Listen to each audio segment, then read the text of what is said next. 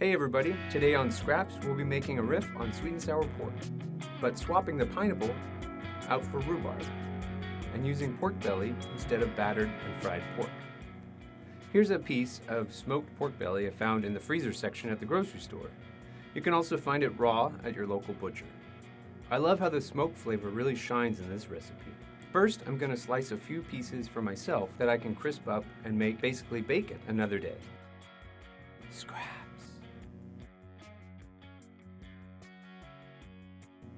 Slice up the rest of your smoked pork belly into large cubes to render off in the oven.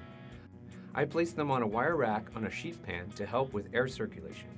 Pop them into a 400-degree oven. Meanwhile, get your veggies ready.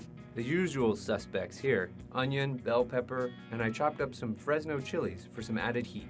Then add 2 cups of diced rhubarb, about 3-inch to 4-inch pieces, to the sauté pan,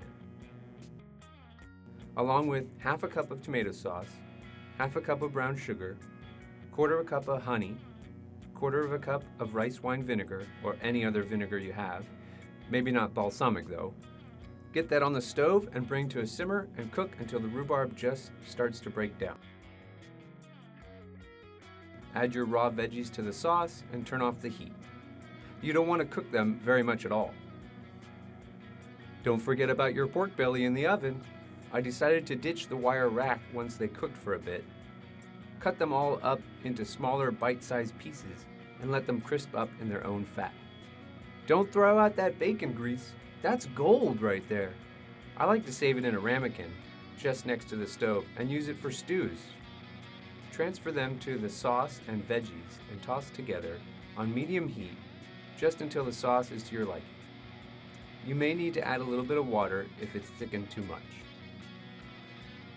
Serve over rice, and oh yeah, the sour flavor of the rhubarb and the smokiness of the pork belly really come through. This is a killer recipe you'll want to make time and time again. Enjoy!